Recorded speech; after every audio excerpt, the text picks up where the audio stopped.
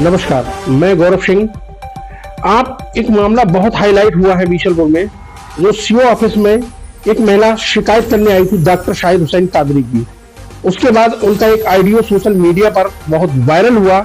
क्या कुछ नहीं कहा गया उनके लिए खंडन करते हुए आज हम उस महिला के पास बैठे हुए हैं और मैं आपको सुनवाता हूं कि क्या है शाहिद कादरी की असलियत। आप पर जो 50,000 रुपए का आरोप लगा है उस पर आप क्या बोलना चाहेंगे? डॉक्टर शाहिद कादरी ने 50,000 ना देके मुझे 60,000 दिए। वो मुझे नहीं दिए, हॉस्पिटल को दिए, अपने अकाउंट से ट्रांसफ़र किया उसने, मुझे नहीं दिया है पैसा। और वो पैसा उसने डॉक्टर से साठगांठ लगाते हुए, मुझे कोई प्रॉब्लम नहीं थी, बस मुझे वायरल बुखार था। वायरल बुखार में मैं एडमिट हुई। एडमिट वहाँ होके इसने पता नहीं कैसे डॉक्टर से साठगांठ लगा के मेरा यूट्रस रिमूव करवा दिया, अपने आप को बचाते हुए। जहाँ कि इसको जो है कोई संतान ना हो, ये सोचते हुए इसने मेरा यूट्रस रिमूव करवा दिया। उस वीडियो का खंडन करते हुए डॉक्टर शाहिद कादरी ने बताया कि आप उन्हें ब्लैकमेल कर रही हैं। क्या है पूरा मामला? ब्लैकमेल मैं क्यों करूँगी? ब्लैकमेल अगर मुझे करना होता तो मैं स्वयं करती। मैं पुलिस की या किसी एडवोकेट की मदद ना लेती। मैंने मुकदमा करवाया है तो क्यों, किस बेस पे करवाया? अगर मैं वो करवाती, उनको ब्लैकमेल करती तो मैं स्वयं करती ना ब्लैकमेल। मैं जो हूँ, इसलिए मैंने ये कदम उठाया है बहुत हिम्मत दिखाते हुए कि मैं नहीं, जाने कितनी लड़कियों का इसने ज़िंदगी बर्बाद की है। मैं चाहती हूँ, अगर मैं सिर्फ इंसाफ के लिए भाग रही हूँ, मुझे इंसाफ चाहिए। यहाँ नहीं मिलेगा तो बड़े से बड़ी अधिकारी के पास जाऊँगी मैं। मुझे न्याय चाहिए तो चाहिए, क्योंकि मैंने कदम इसलिए उठाया है ये, मैं तो हिम्मत दिखा ही रही हूँ और मेरी हिम्मत दिखाने की वजह से जाने कितनी लड़कियों की ज़िंदगी जो है बचेगी। जिसने दिखाया कि पैसे का लेन-देन, वो क्या है मामला शपथ पत्र का? शपथ पत्र का जो मामला है, वो शपथ पत्र की कॉपी मेरे पास भी मौजूद है और मैं उसको दिखा भी सकती हूँ जो वो दिखा रहा है। पर शपथ पत्र जो है वो एक समझौतानामा है।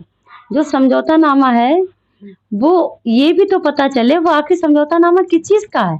वो समझौतानामा इस चीज़ का है, सन 19 में हमने एक एप्लीकेशन थाना बरखेड़ा में दी थी। जब मैं उस टाइम वहाँ बरखेड़ा में रहती थी, तो मेरी गैर मौजूदगी में ये लड़कियां लेके जाया करता था, जो कि इसके कहाँ जाया करते थे? बरखेड़ा।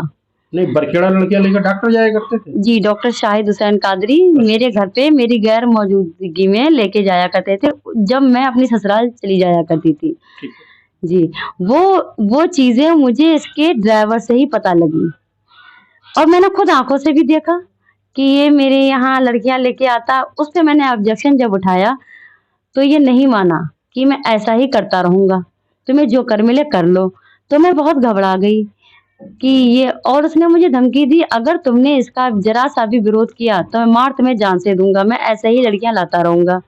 मैं बहुत ज़्यादा इससे परेशान रही। ये मेरे सामने भी कई बार लेके आया, मेरे पीछे भी लेके कई बार आया।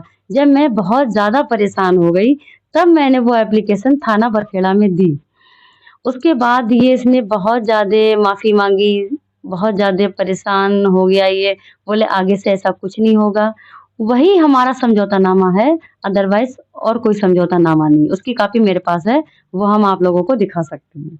ये इतना बड़ा हैवान है कि एक नहीं जाने कई लड़कियों की ज़िंदगी बर्बाद कर चुका है, जो कि कई लड़कियाँ इसमें मौजूद बीसलपुर की हैं, मीरपुर की हैं।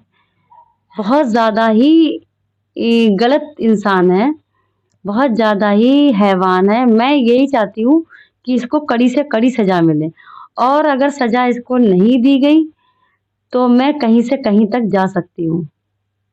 मैं कोई भी अधिकारी के पास जा सकती हूँ, इसमें कोई वो रोक-टोक नहीं है। अगर वो तो मुझे शराफत का चूड़ा ओढ़कर कह रहे हैं कि मैं बेटी, बेटी कहने से पहले वो उसको शर्म नहीं आई? वो कैसे उन्होंने बेटी मुझे बोल दिया?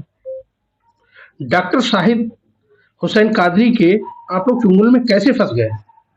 उसके चुंगल में मैं नहीं, जाने कितनी लड़कियां फंस चुकी हैं और फंसती हैं, क्योंकि वो झाड़ फूक का जो कारोबार चला रहा है वो इस तरीके से लड़कियों को गुमराह करता है कि कुछ लड़कियां कह ही नहीं पाती हैं। बहुत ज़्यादा ही हैवानियत दिखाता है वो। झाड़ फूक की आड़ में जाने क्या क्या कर रहा है और वो करता रहेगा। अगर मुझे न्याय नहीं मिला, उसको सजा नहीं मिली तो। नमस्कार वकील साहब, इस समय एक प्रकरण बहुत हाईलाइट हो रहा है महिला का, जिसमें डॉक्टर शाहिल कादरी महिला के ऊपर आरोप लगा रहे हैं। उस महिला का केस आप लड़ रहे हैं, क्या मामला है इसमें? ये मेरी मुवक्किल है। इसके कहने पर साक्ष्यों के आधार पर न्यायालय से मैंने आदेश कराया है, जो थाना बीसलपुर में न्यायालय के आदेश अनुसार 57/8/2025 मुकदमा पंजीकृत हुआ है, जो भी विवेचना में चल रहा है। और मुझे पूरा पूरा विश्वास है पुलिस पर, प्रशासन पर, कि मेरी मुवक्किल को इंसाफ मिलेगा। साक्ष्यों के आधार पर मैं ये दावा करता हूँ मेरी मुवक्किल अपनी जगह बिल्कुल सही है और किसी तरह की कोई गलती इसकी नहीं है।